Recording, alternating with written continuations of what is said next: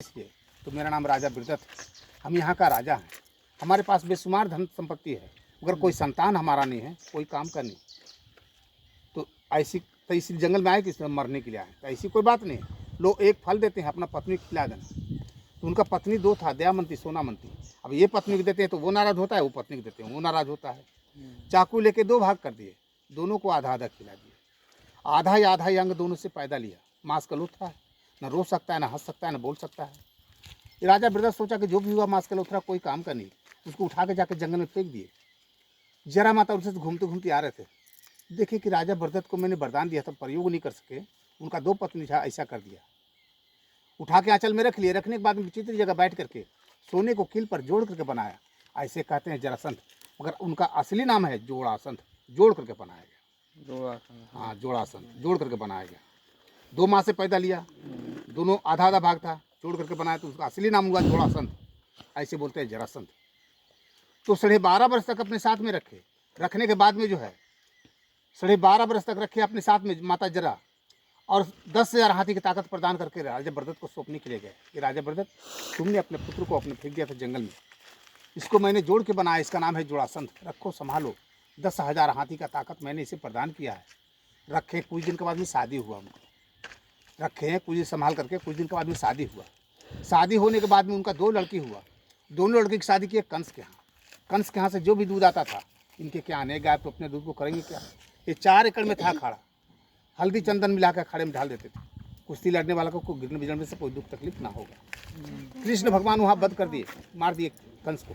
इनको बहुत तकलीफ हुआ कि हमारा दामाद को मार दिया, इससे बदला लेने के मथुरा जाएंगे। तो यहाँ जब युद्ध करने के लिए वहाँ ठाने, तो कृष्ण भगवान सारे सेना को समझा दिए कि देखिए हमारे यहाँ जो भी आते हैं, अतिथि आते हैं, अगर हम अपना घर पर उसको मार देंगे तो सीधे सोचेगा कि उसको घर पर गए तो हमको मार देंगे।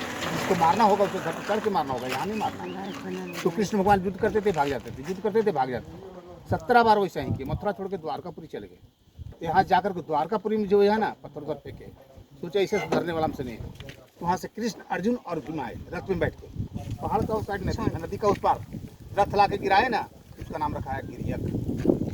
गिरियक बस्ती। वहाँ पर शंकर भगवान की पूजा की। शंकर भगवान का छोटा गो मंदिर अभी भी है गढ़ पे। शंकर भगवान की पूजा किए। 12 बजे रात्रि में साधु के भेष में तीनों मूर्ति पहला पहाड़ दूसरा पहाड़ के बीच से एंट्री करे थे, यहाँ का नाम गिरिवर में। शेषनाग का पहरा तो हम रोक दिया कि प्रभु 12 बजे रात्रि में कहाँ जा रहे हैं आप?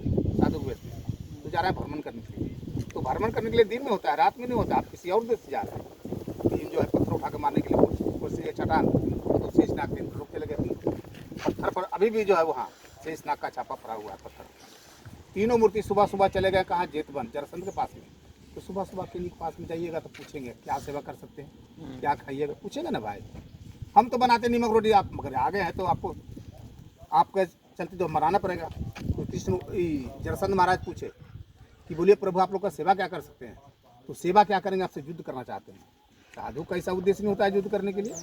अब साधु है, पखंडिया छलिया है, कोने सामने ये कृष्ण, अर्जुन और भीम। कृष्ण तुमसे क्या लड़ेंगे? 17 बार जो पिद्दी खा के भागा। अर्जुन हमारे लायक नहीं, भीम। तो भीम के साथ में 27 दिन युद्ध हुआ। तीसरे पहाड़ उदयगिरी के नीचे लड़ते लड़ते पत्थर पाका हिल किया, का दो पैर फंसने लगा। आप करके क्या करते थे प्रभु? अब उनको क्या मारेगा? हमरे को मार देगा। जो कुछ कीजिए। तो वहाँ से रथ में बैठा लेके भाग के आइए। तो वहाँ रथ का पहिया कब्रा हुआ, निशान भी है। अब यहाँ आए तो 4 एकड़ में था, पूरा धूल उड़ने लगा। आप क्या कर सकते हैं?